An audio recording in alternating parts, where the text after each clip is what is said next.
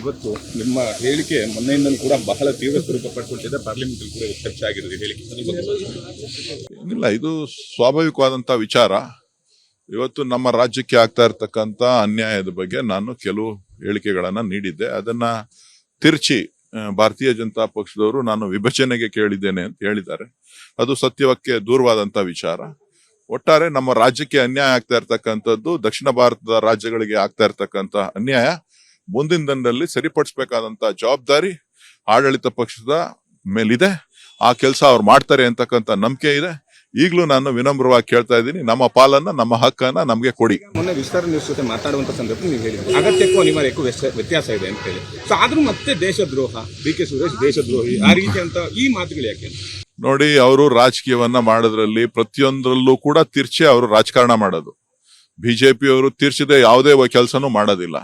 ಅವ್ರು ಹೇಳೋದೊಂದು ಮಾಡೋದೊಂದು. ಅವರು ಬಣ್ಣ ಕಟ್ಟೋದ್ರಲ್ಲಿ ಎಕ್ಸ್ಪರ್ಟ್ಸ್. ಸೊ ಅವ್ರ ವಿಚಾರಗಳನ್ನ ಬಿಟ್ಟು ಇವತ್ತು ಪ್ರಗತಿಯತ್ತ ನಾವು ನೋಡ್ಬೇಕು ಅಂತ ಹೇಳಿದ್ರೆ ನಮ್ಮ ರಾಜ್ಯದ ಹಿತವನ್ನ ಕಾಪಾಡಬೇಕಾದಂತದ್ದು ನಮ್ಮ ಧರ್ಮ. ಆ ಒಂದು ನಿಟ್ಟಿನಲ್ಲಿ ನಾನು ಕೆಲಸ ಮಾಡ್ತಾ ಇದ್ದೆ. ಲೋಕಸಭೆ ಪ್ರಸ್ತಾಪ ಮಾಡ್ಬೇಕಿದ್ರು ಕೂಡ ನೀವು ಇದ್ರಿ, ಯಾಕೆಂದ್ರೆ ಆ ವಿಚಾರ ಪ್ರಸ್ತಾಪ ಆಗ್ತಿದೆ, ಮೋದಿ ಅವರು ಪ್ರಸ್ತಾಪ ಮಾಡ್ಬೇಕಿದೆ. ನಾನಿದ್ದೆ.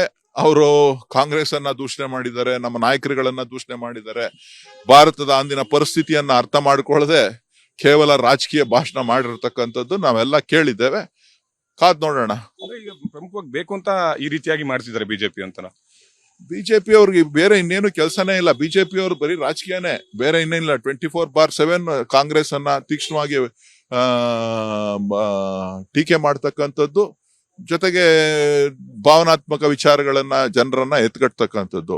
ಅವ್ರು ಹೇಳಿರ್ತಕ್ಕಂಥ ಸುಳ್ಳುಗಳನ್ನ ಮನೆ ಮಾಚಲಿಕ್ಕೋಸ್ಕರ ಏನೆಲ್ಲ ಮಾಡ್ಬೇಕೋ ಅದನ್ನೆಲ್ಲ ಮಾಡ್ತಾರೆ. Thank you.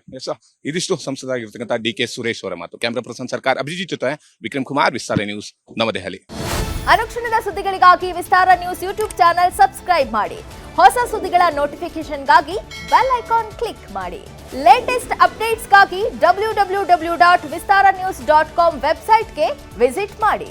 ಅಂಗೈಯಲ್ಲೇ ಜಗತ್ತಿನ ಸುದ್ದಿ ತಿಳಿಯಲು ವಿಸ್ತಾರ ನ್ಯೂಸ್ ಕನ್ನಡ ಆಪ್ ಡೌನ್ಲೋಡ್ ಮಾಡಿ.